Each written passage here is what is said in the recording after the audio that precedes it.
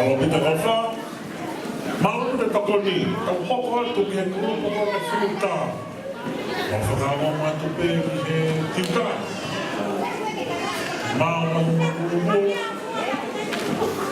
Tau kamata. Tau malo ki aton. Family, malo pita ofa. Pas pe whiuta. Ele mai palasa. Baba beia. E somi kurongo tāmiri. Ole misi, tāmiri. Lute tomo, tāmiri. E toki ta aruma tāpuni lewa. Simeone telefoni. E mahu lelei peru nana koni. Katak pe DJ. Tā maha ki fui whasi. Tau tahitari a veri. Tau fui ta malo o bita.